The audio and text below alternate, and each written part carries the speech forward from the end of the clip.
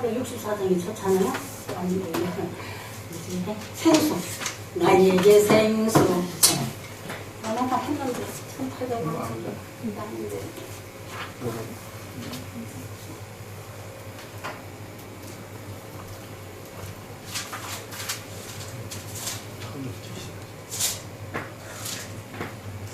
처음에 어떻게 시작해요? 나에게 생수 부으시니. 아이고, 네, 690. 한번 힘차게 오늘 하나에 하나님 생수를 하나.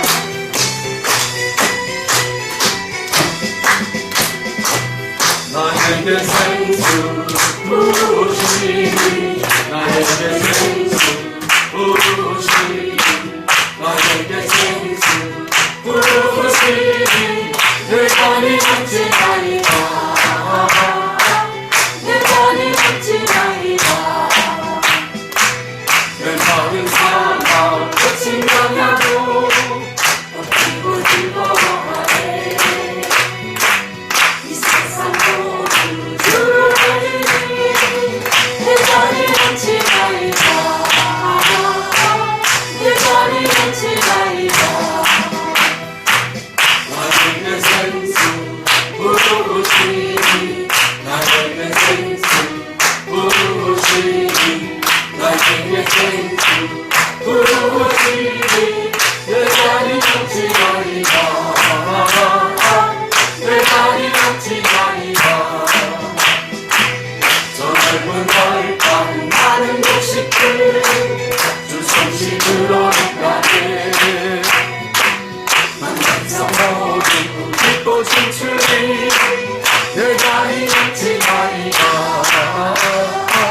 내 간이 넘치나이다 나에게 생수 부으시니 나에게 생수 부으시니 나에게 생수 부으시니 내 간이 넘치나이다 내 간이 넘치나이다 할렐루야 할렐루야 할렐루야 할렐루야 할렐루야 할렐루야 내 간이 넘치나이다 내 간이 넘치나이다 아멘. 아멘 22년도에는 내 잔이 넘치는 은혜를 충만케 좀 받으시라고. 아멘. 우리의 찬양도 좀 하나님이 기뻐하시는 찬양 골라서 좀 했으면 좋겠어. 얼마나 좋아. 하나님이 생수를 흠뻑 부어주세요. 올해는 충만케 해주세요. 하나님이 들으시고, 하나님이 들으시잖아. 들으시고, 아이고 이런 제목에 올해는 좀 충만하게 부어줘야 되겠네 하시지 않을까. 난 하나님이 그렇게 생각하실 것 같아요. 맨날 부어줘도 부어주는 거 모른단 말이야 우리가. 응? 모르고 그냥 넘어가니까 하나님도 기운이 쭉 빠지시지 않을까. 그래서 요 찬양 마냥 올해는 하나님께서 생수를 풍성하게 부어주실 걸 믿음으로 받으시기 바랍니다. 우리 믿음이 뭡니까? 하나님 앞에 기대하고 받고 소망하고 의지하는 그게 믿음이에요. 오늘 본문에 보면 모범된 교회라는 제목을 가지고 어떤 교회가 모범된 교회인가 제가 또 이 말씀을 준비하면서 참 다시 한번 우리가 돌아봐야 되겠다 하는 생각을 합니다. 오늘 본문에 보면 바울은 본장에서 연약한 데살로니가 교회가 환난 가운데서도 기뻐하며 오히려 주위에 있는 아가야와 마게도냐의 모든 믿는 자들에게 본이 되고 있다는 사실에 대해서 감사와 기쁨을 표현했다는 것입니다. 1절에.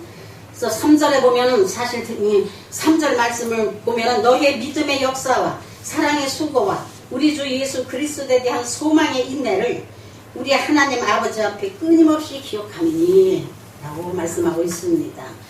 사실 데살로니가 교회가 복음을 접한 지 얼마 되지 않았기 때문에 신앙으로는 초보적인 상태에 있음에도 불구하고 이 교회는 고난을 잘 견뎌냄으로써 이웃 교회의 본이 되었다는 것입니다. 데살로니가 교회가 고난 중에 서로 기쁨을 나누며 주의 복음을 지킬 수 있었던 것은 성령의 인도하심 때문이다. 이것을 볼 때 아무리 작고 보잘것없는 교회라 하더라도 성령께서 인도하시면 능히 어려움을 이겨낼 수 있을 것이며 기쁨을 누릴 수 있다는 사실을 우리는 성경을 통해서 볼 수가 있습니다. 그러므로 어떤 교회든지 규모가 작거나 시설에 관심을 갖기보다는 날마다 성령의 인도하심을 받기 위해서 노력해야 된다. 오늘 말씀의 핵심이 성령을 받기를 노력해야 된다. 성령님이 일하심을 인도하심을 따라야 된다. 그런 말씀입니다. 그래서 오늘 보면은 교회는 오순절 마가다락방에 임한 성령 강림과 함께 세워진 주님의 몸으로 구속받은 주의 백성들을 거룩하게 성별하신 주님의 단체다. 그러므로 교회는 하나님과 사람 앞에 빛이 되어야 하며 모범이 되어야 합니다. 그러면 성경에서 말한 모범된 교회는 어떠한 교회인가에 대해서 몇 가지 내용을 살펴보면서 저와 여러분의 신앙생활에 도전받는 그리고 전진하는 올 한 해가 되기를 주님의 이름으로 축원합니다. 예, 우리 성도님들은 자꾸 전진을 해야 돼요. 전진. 후퇴하면 안 돼요. 그래서 자꾸 전진하는 걸 하나님이 기뻐하시거든요.